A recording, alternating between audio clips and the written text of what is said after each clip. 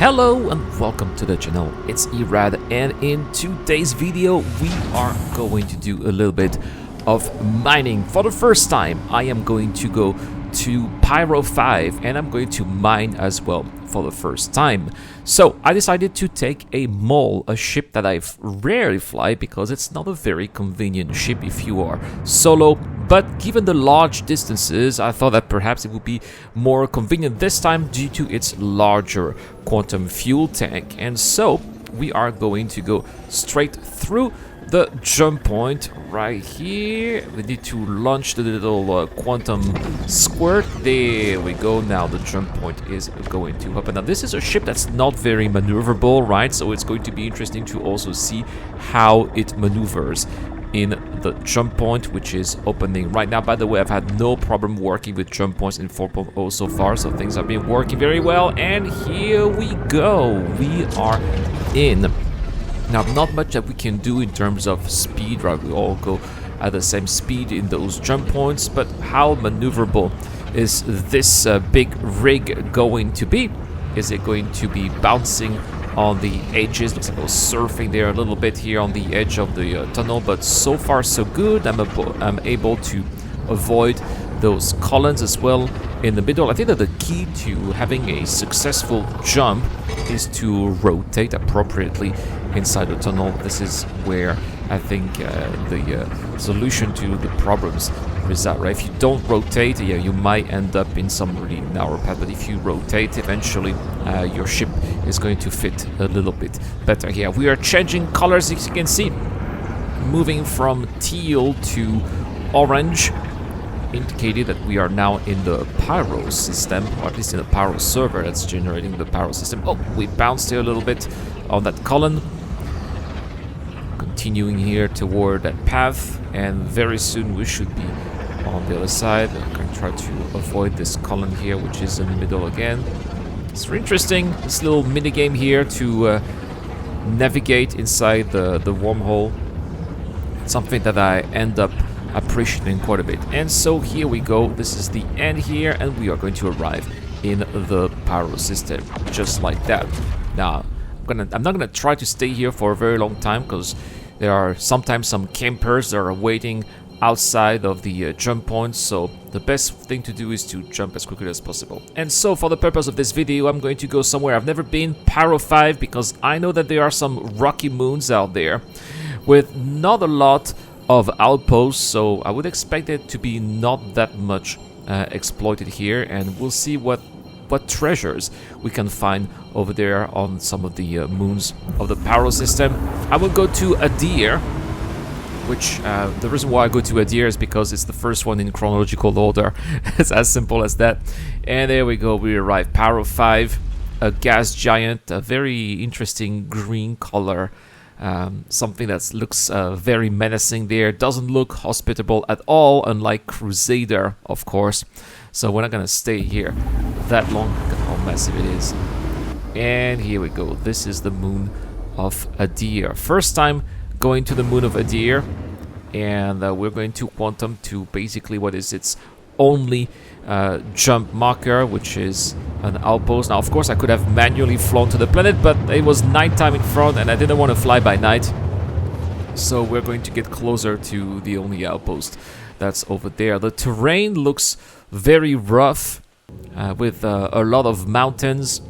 It seems like it's black, but it reflects light very well at the same time. It's very interesting. Quite different from what we can experience in the Stanton system, for sure, with this beautiful double-tone sky. It's really nice. So what can we find here? I found some beryl, I found some corundum, some titanium, some borates as well. So not that much. That was quite exciting. I found a lot of quantanium too, some rocks with 30-40% quantanium. But because I have nowhere near to some gold here, that you could see some laranite as well. So as I said, there was nowhere I could refine the quantanium safely, I would say, because it explodes, of course. So that's why I did not take the quantanium, but decided to go for some of the mid-tier minerals here, which seem to be found in abundance. A lot of ephestanite as well. So we are coming here with a pretty big load of beryl and ephestanite. So now the ship is full. Let's go back to the standard system, but I kind of have to refuel before that. So we're going to go to a station. I'll let you guys enjoy the view. It's really stunning.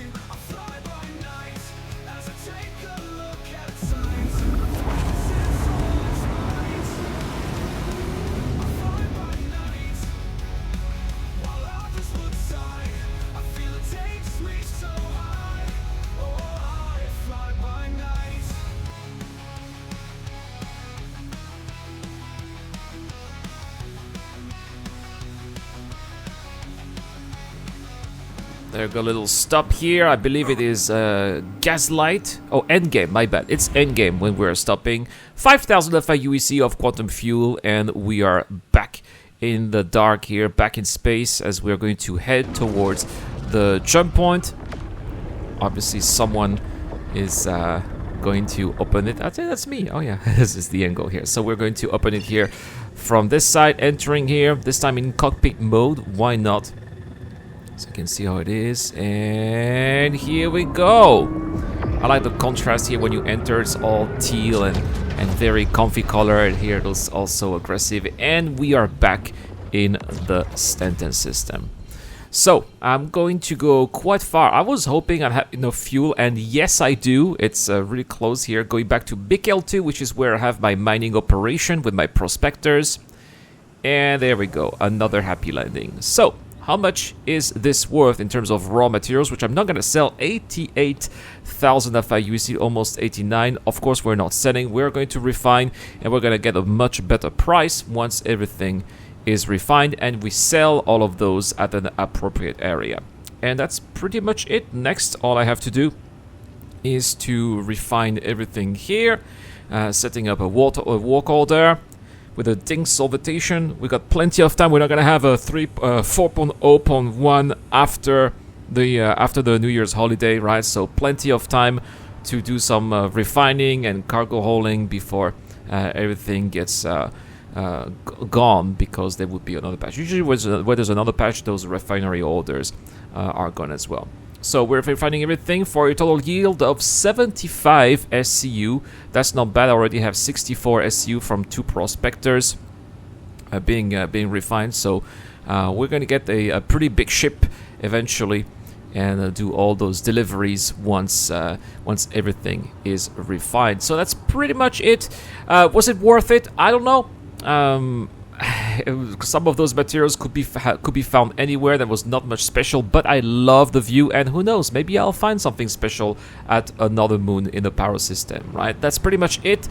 Thank you so much for watching, guys. Don't forget, we got the giveaway this month. Last chance to win a Terrapin Medic, as well as an Intrepid Starter Pack and a Star Chaser Combat Pack. Subscribe to the channel, comment, go on Gleam, or become a Patreon or YouTube member for guaranteed entries. I'll see you guys in the next one. Thank you so much for watching, guys. Cheers.